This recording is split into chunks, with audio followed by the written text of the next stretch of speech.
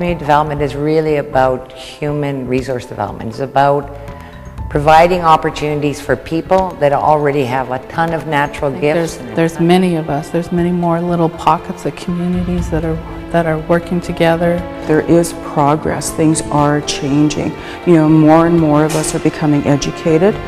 Community development is about showing our people that how rich and vibrant we were as a people before contact, and we haven't lost this stuff. And we had to fight hard for those things, like housing and jobs, and the idea of a brotherhood or a union had always existed. Once you learn about the words colonization, once you start learning the effects of intergenerational effects, you go, okay, you know, so life starts making more sense to you.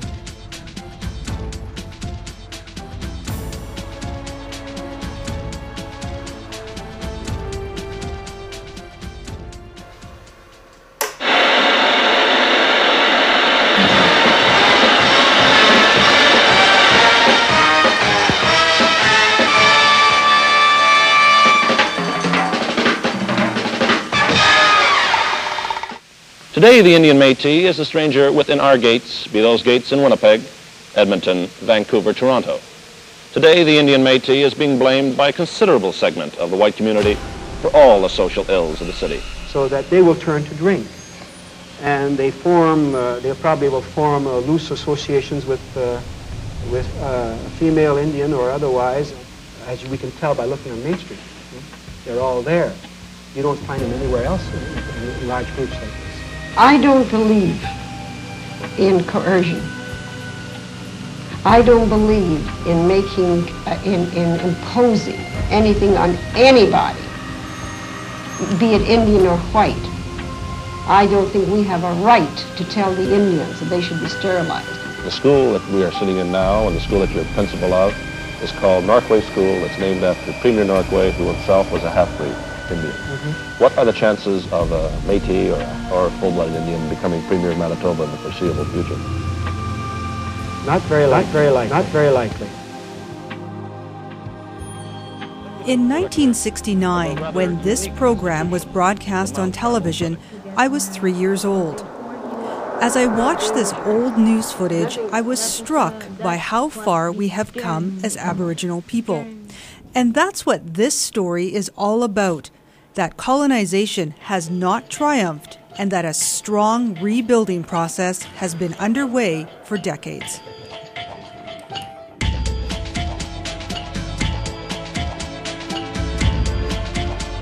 In 1961, there was one Aboriginal organization in Winnipeg, the Indian Métis Friendship Centre. One person interviewed for this study said, quote, "The Friendship Centre was quite a prime mover and shaker in this whole area of development.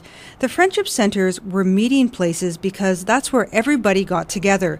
That was our connection to the community, and the Friendship Centres were kind of at the forefront of all of this stuff."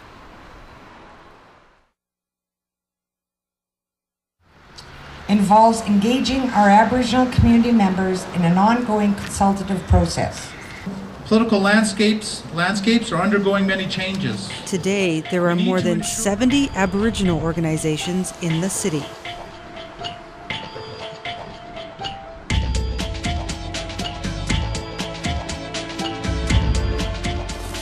You know what I said? It was days when they lock us up in a room, anybody will go crazy. The Birtle Residential School has been closed for decades, but shadows from the past still lurk in the minds of many. These were here when I was here. Which ones? These here, shelves where they put our clothes. Yeah. So we all had numbers. Even myself, as a student at the residential school, everything was provided. My clothing, my education. I have a hard time coordinating clothing because I never had that opportunity. So I had my wife dress me, almost, or purchase. But I can appreciate coordination, but I can't seem to generate that gift of being able to do that. Residential schools did not prepare people for urban life. Quote, "There was nothing, no training, no preparation whatsoever in the school to prepare you for the outside world. So when I turned 18, the principal said, 'Here's $1, and here's a change of clothes. Now hit the road.' That was the exact word, hit the road." It had major effect on our entire family. But when you're in it, you're not aware of it, and you're more aware of it once you're out of it. And so once I started coming out of it, that's only when you're back, once you've evolved as an individual and as a person and knowing who you are, and once you learn about the words colonization, once you start learning the effects of intergenerational effects, you go, okay. You know, so life starts making more sense to you. Ruth Murdoch is a former director of the Urban Circle Training Center. When you're in it, you're not aware of it. It's when you come out of it that when you in your reflection, you go, okay, so that's what happened to our family. So that university course that I took one course, and I learned about colonization. And when I learned about it, it changed my world. It changed my world in terms of my own life, my children's life, my family's life, and that's when the healing process began. Percy's mother died of TB when he was 16. He had nowhere to go, so he was forced to stay in residential school until he was 18. He made his way to Winnipeg years later. Discrimination in terms of finding housing for Native people. 26 people were interviewed for this study in a voice of their own urban Aboriginal community development. Each person has his or her own particular story of overcoming barriers and empowering themselves. But 3 important paths seem to emerge. One is the importance of adult education. A second is the importance of Aboriginal organizations run on the basis of Aboriginal culture. And the third is parenting as a source of empowerment. For today's generation, places such as the Aboriginal Centre, Thunderbird House, and Mamaway are well-known Aboriginal organizations. But how did they start? Who was involved? What was involved? As we saw earlier, attitudes from the non-Aboriginal community in the 1960s were atrocious.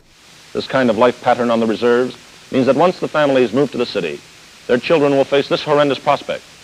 According to sociologist Dr. Paul N. Geisel, only 1 out of every 291 Indian children in a Canadian city slum has the same chance for success as a white child living in the same slum at the same poverty level. But these attitudes did not stop a core group of Aboriginal people from starting some very important work. Oh boy. When I arrived in Winnipeg, there were no Indian organizations as such. There was only one, and that was the Indian Métis Friendship Center. And Native people were starting to come in from the reserves to try and make a living in Winnipeg. Native people can travel now because prior to that time it was necessary to get a permit to visit other reserves or come into the city. So that was lifted, so people were free to travel. A lot of discrimination was observed in the beer parlors, because the beer parlors seemed to be the only places where Native people could meet as groups and meet as friends.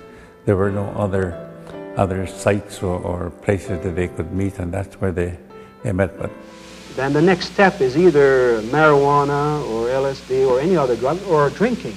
Now for the Indians, I think the drinking is the easier one because they can afford this, while LSD and all these things I imagine are very costly, so that they will turn to drink.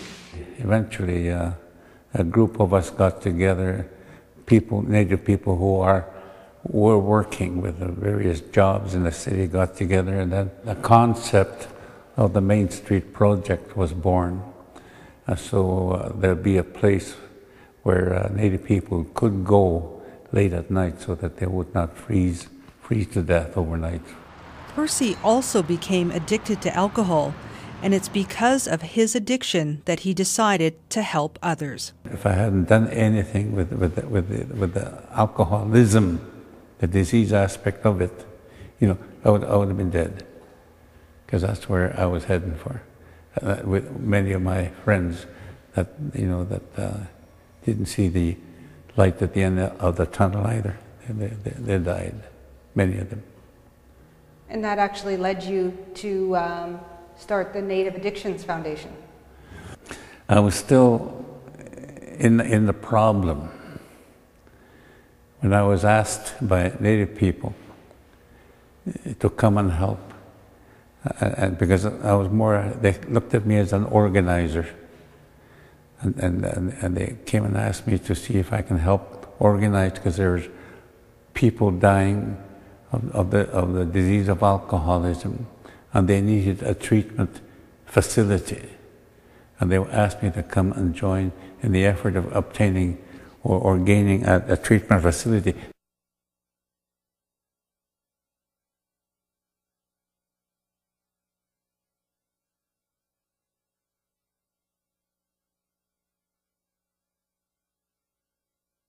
I grew up in Winnipeg. My mother went to residential school in Portage la Prairie, and she went home to Garden Hill, and she had an arranged marriage planned for her, and she decided she didn't want an arranged marriage, so she stowed away on an airplane and came to Winnipeg.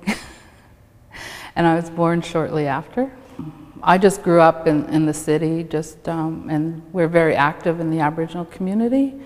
Around the Friendship Center and the movement that was created there. My mom was active right from the beginning of the culture, and I grew up, I can remember sitting at meetings under the table, drawing with my crayons and listening to the women, and again it was all women talking about their dreams and their hopes for a community that treated them well and that they could work and have jobs and have careers and raise their families. I think it was around the red paper, and I believe there was a caravan that went from Winnipeg to Ottawa, and I went on the caravan with my mom. It was a whole bunch of people driving in different vehicles to go there where they were changing the Constitution, and I think that was, for me, I can remember that was a real key place where people could really stand up and say, this is what we want as a community. And I remember my dad telling me this was probably going to be the most important thing you're ever going to do. And you know, it was really neat. And again, it was all the women and the children that went.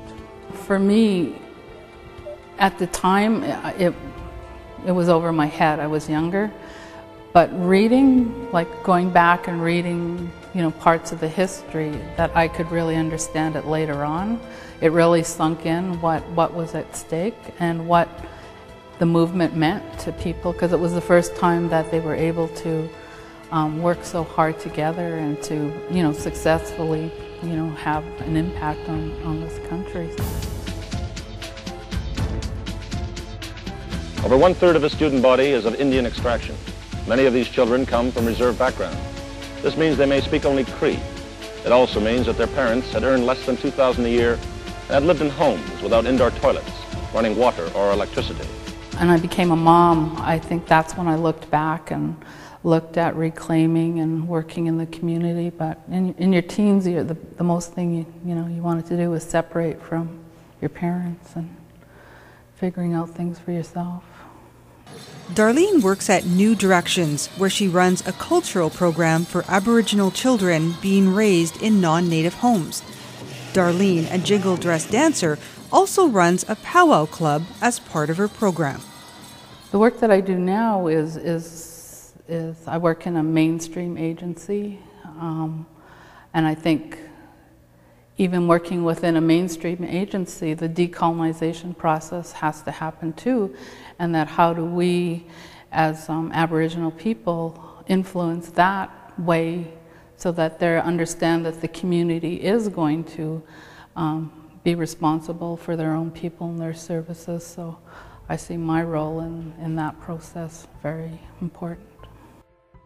One person interviewed for the Urban Aboriginal Community Development Study said, "You need sort of a holistic approach to community development.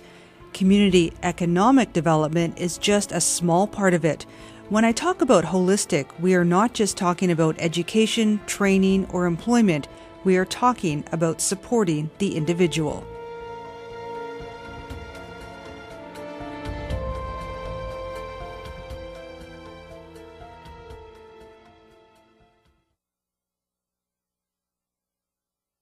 Growing up on welfare, and knowing what it's like to be hungry, and having to take care of yourself at an early age. I think a lot of these things that teaches you, I think survival skills at a young age, which can be good and bad, but at the same time it teaches you how to be independent. And I think earlier on those kinds of things really left a long time impression.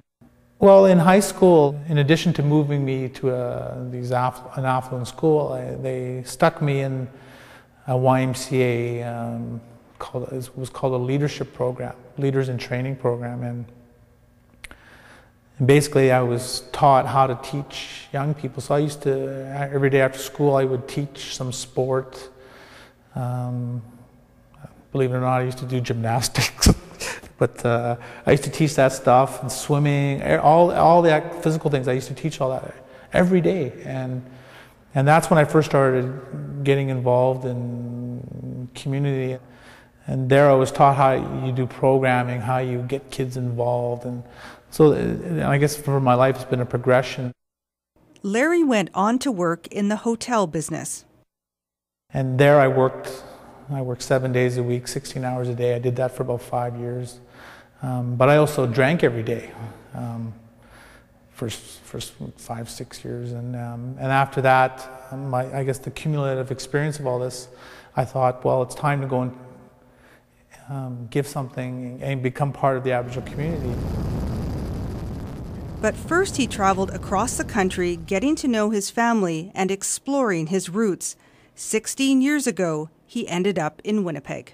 Didn't know a soul, and I started working at the Aboriginal Centre, and over a couple of years I started off as an employment counsellor, and then I started doing programs, and that's where like everything I guess I learned up to that point, I started to do that in the community. For me, Aboriginal community development is having the voice of grassroots people and community people, activists, getting together to figure out how we can get people's needs and aspirations translated into something that people understand, and that understanding though has to be something concrete. It can't be like, let's go get some money to do this. Rather should be my understanding of community development should be, how can we help people to develop themselves,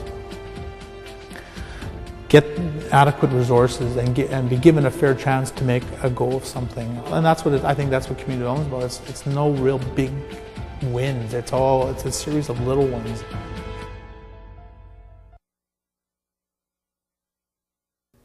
You know, when I grew up, you never saw an Aboriginal person like me on TV.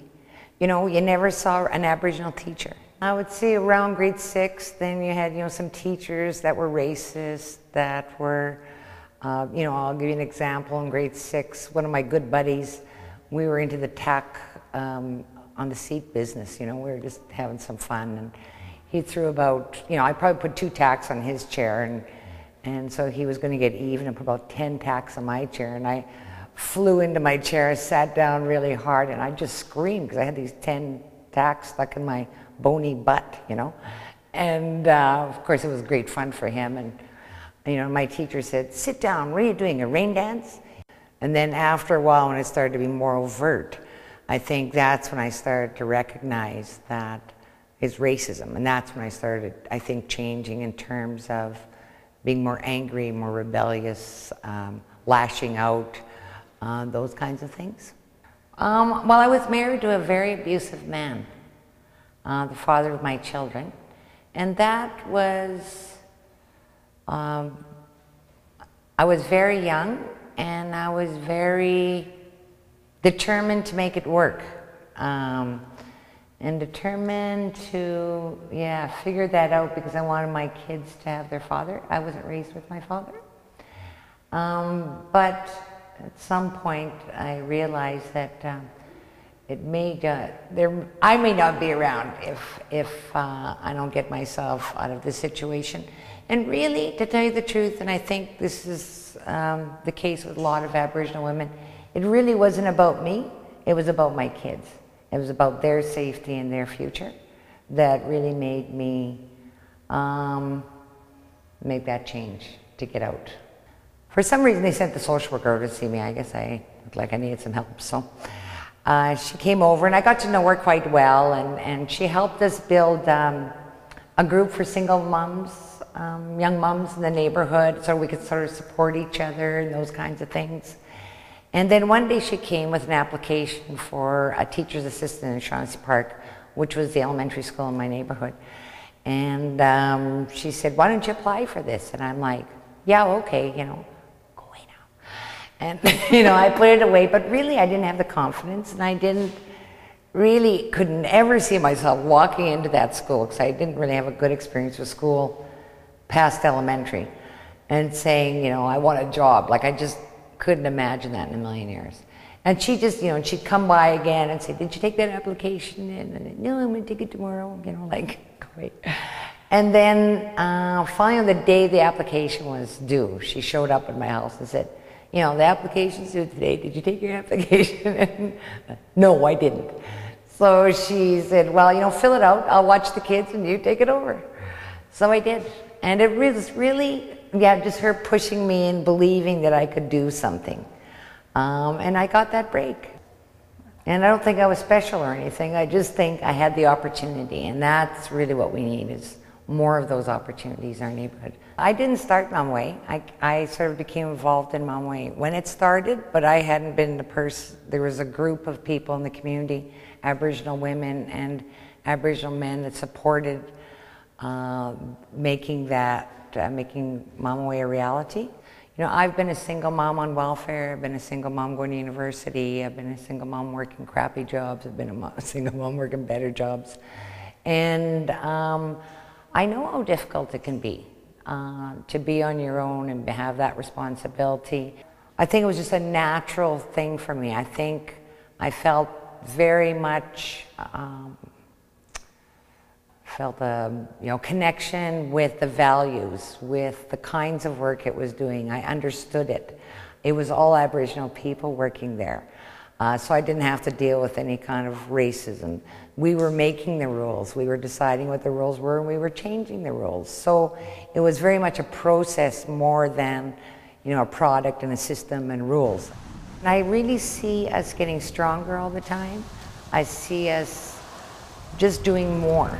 I see us setting up our own businesses, just setting up our own economy of basic things even to start off with, like laundromats, fixing washers.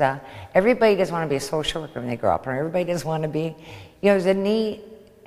there's room for everything. I think there are two messages that I hope that came across in that project, that research project. And the first is that we are a product of colonization. And all this work that we're doing in the communities, in the North End, the West End, the inner city, wherever, is to repair, really bad assimilation policies. It's identifying individuals with similar problems and getting them together to work for a solution. And whatever they can accomplish, the good that they can accomplish, permeates through the community. So the fight for me is education. The fight for me is, I had a granddaughter who sang in front of 3,000 people 2 weeks ago, who was so proud of who she was as a young Aboriginal woman. That's the fight. Get well, help your family, help your grandchildren. It's 3 generations of intergenerational healing. Hi Derek, how are you doing? I think the other thing that comes across loud and clear is that there are some wonderful people out there doing some really good work. And just, you know, you don't give up hope. There is progress. Things are changing. And I also think that a lot of the other systems, somewhat, are starting to recognize that they don't really have the solutions, and they don't really, like, they're looking for a recipe to work with us. Well, there's no recipe. It's really a way. It's really a process. It's a way. It's a relationship, and it all starts from there. And it's a recognition of people's gifts and strengths. And I think the more opportunities that we have to work with our own people and to be visible and to be in the community and build those relationships, that's how we get stronger, all of us, you know? I think young people don't know enough yet, and I think if we start building that foundation young, at an early age, the future will be ours. Because I always like teasing young people. I say, once we get you guys active and engaged, you know, we don't have to worry about the government compensating us for our lost lands. I said we'll just buy it all back